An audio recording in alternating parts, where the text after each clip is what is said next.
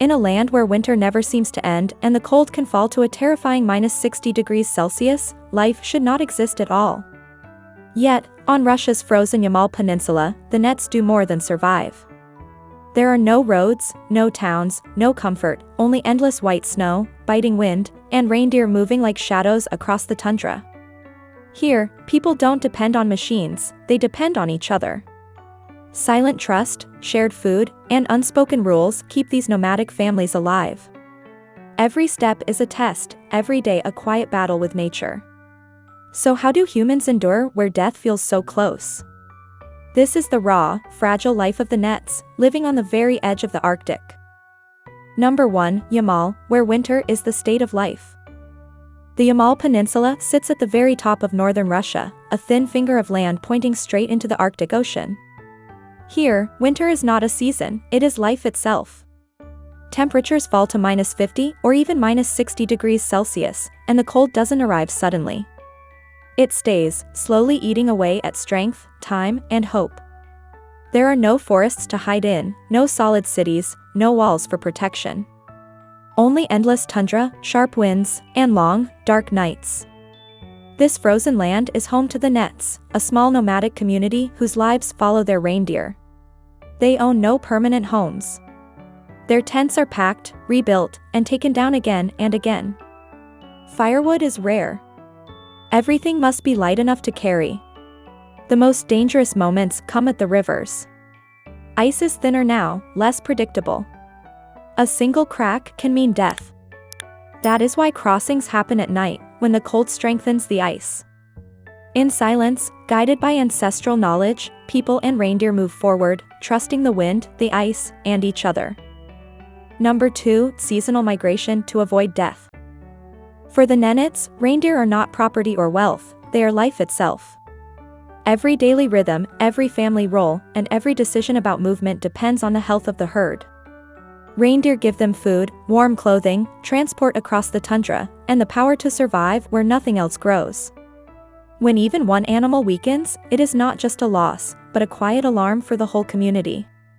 The greatest threat is no longer the cold, but the changing land beneath the hooves. In winter, thick snow and ice bury the ground. Reindeer survive by digging for lichen, their main food. But when rain falls on snow and freezes, the surface turns hard like stone. No matter how strong or skilled, reindeer cannot break through.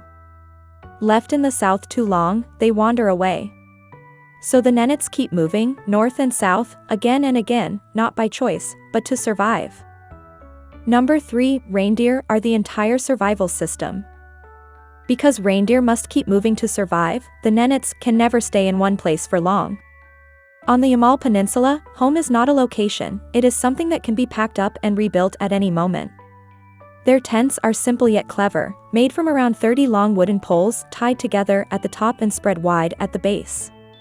This cone shape fights the harsh winds and stops snow from piling up. At the top, a small opening lets smoke escape, because fire is the heart of the tent. The frame is wrapped in thick reindeer hides, forming a natural shield against the cold. When the fire burns well, the inside stays warm, around 20 degrees Celsius, enough for living and sleeping. It is where families cook, rest, and gather. Inside, everything has its place, ready to move.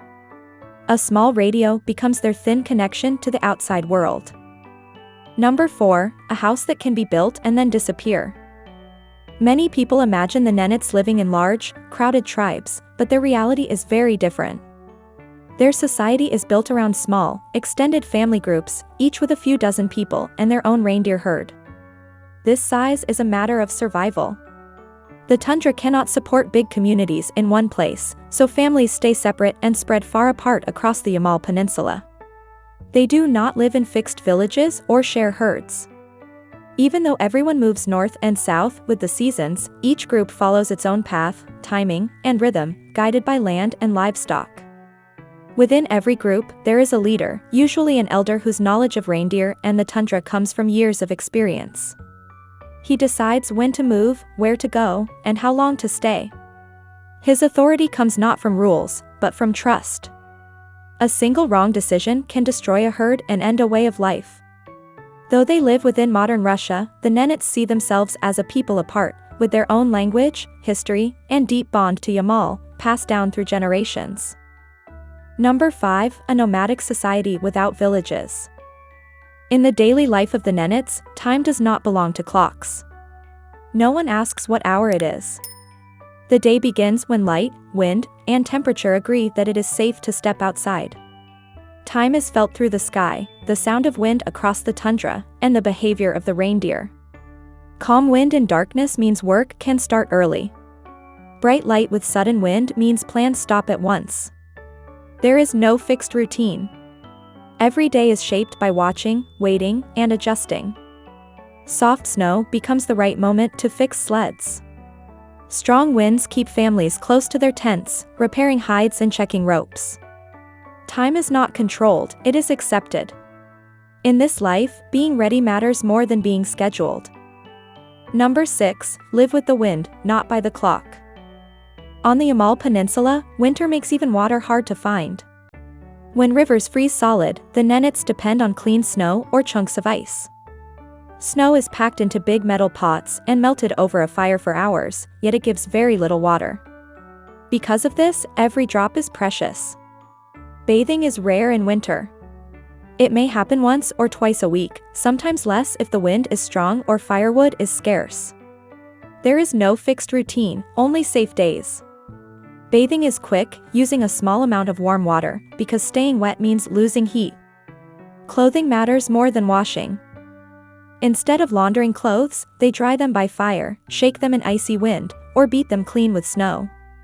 The goal is not cleanliness, but dryness. Staying dry and warm is survival, not choice. Number 7. Bathing, clothes, and the battle for heat. In the deep winter of the Yamal Peninsula, food is not about taste or choice, it is about staying alive. With the ground frozen and nothing growing, the Nenets live almost entirely on meat. Reindeer meat is the heart of every meal, sometimes joined by other wild game. There is no dieting here, no preferences. Inside the tent, a pot of soup is always on the fire. The broth is thick and fatty, helping the body hold heat longer. To many outsiders, one thing feels shocking: meat is often eaten raw, sliced fresh while it is still warm. Not because they cannot cook, but because raw meat keeps its strength in extreme cold. Every day, snow is melted, boiled, and used. Life is harsh, but not empty. Fruit is rare, but when it appears, it is carefully shared, small comforts in a frozen world. Number 8. Raw meat, melting snow, and survival energy. On the Yamal Peninsula, sleep is not true rest, it is part of survival. During winter, the polar night covers the land, and the sun disappears for weeks. Day and night lose meaning. The Nenets sleep when work allows, not when darkness falls. Inside the tent, everyone gathers close to the fire. Sleeping places are chosen carefully. Elders and small children stay nearest to the heat. If the fire dies, the inside temperature can drop below 0 degrees Celsius very quickly. Outsiders are often surprised that the Nenets sleep with their boots on. Reindeer hide boots protect the feet, which lose heat fastest. Cold feet mean a weak body. During storms, sleep becomes even more fragile. Strong winds shake the tent, snow slips inside, and people sleep fully dressed in case they must escape. Here, sleep is never deep.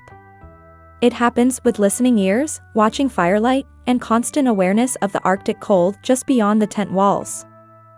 Number 9. Sleeping in boots to avoid freezing to death.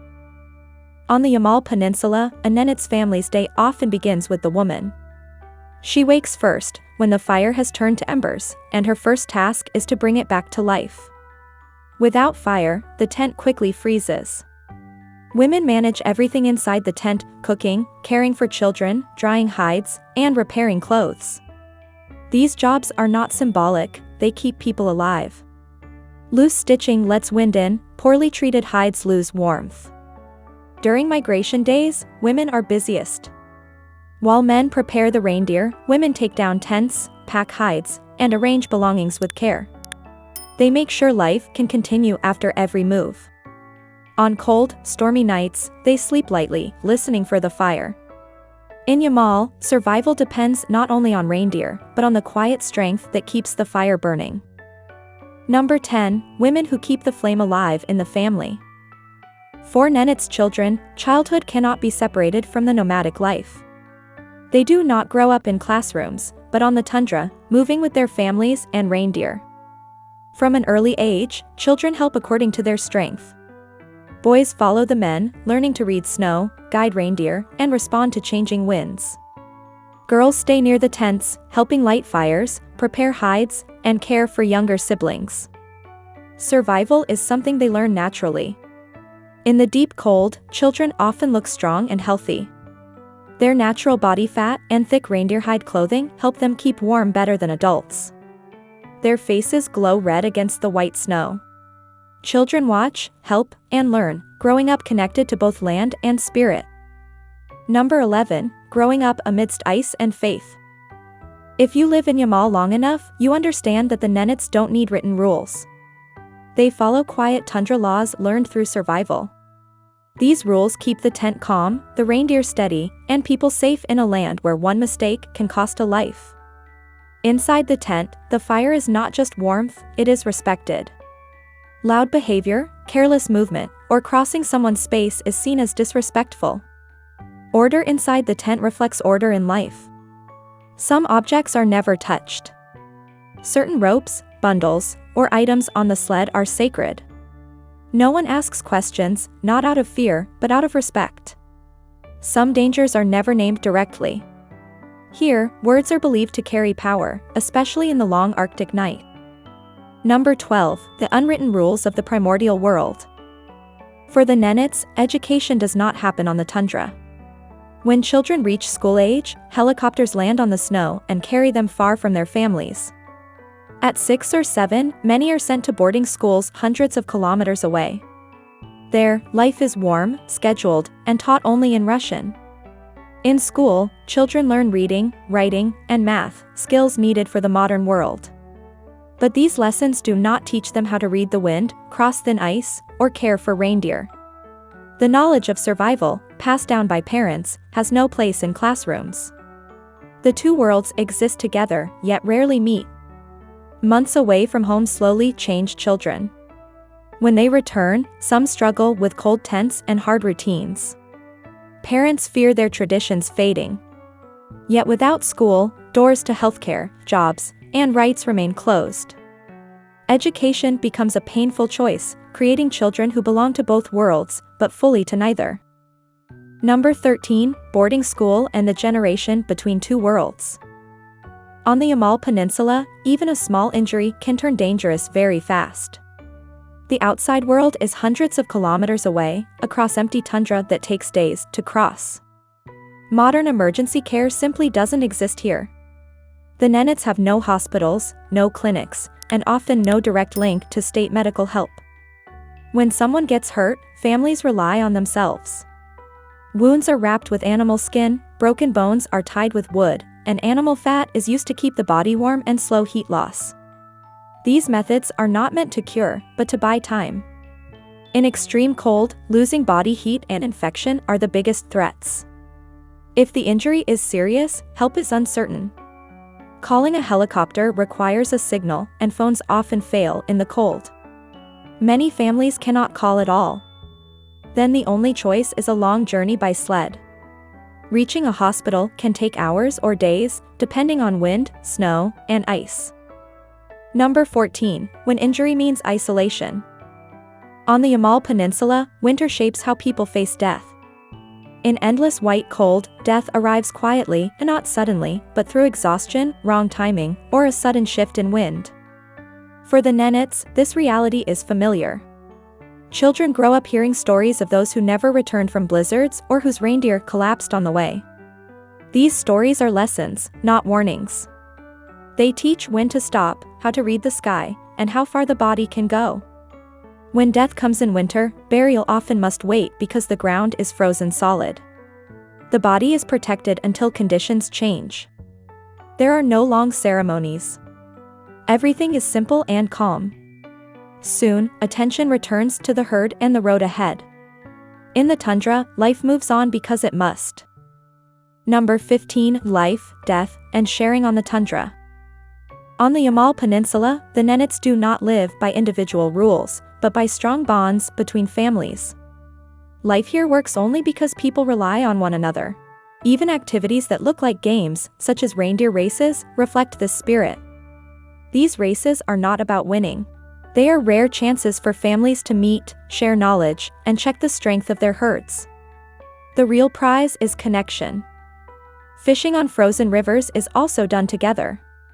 Families share tools, take turns cutting ice, and divide the catch, knowing help will be needed again someday. Even bathing is communal. Setting up a bathing tent needs firewood, labor, and time, so families help each other. With no roads or facilities, coordination is essential. People inform others before leaving camp for safety. In Yamal, sharing is not kindness, it is survival. Here, families endure the tundra together, or not at all.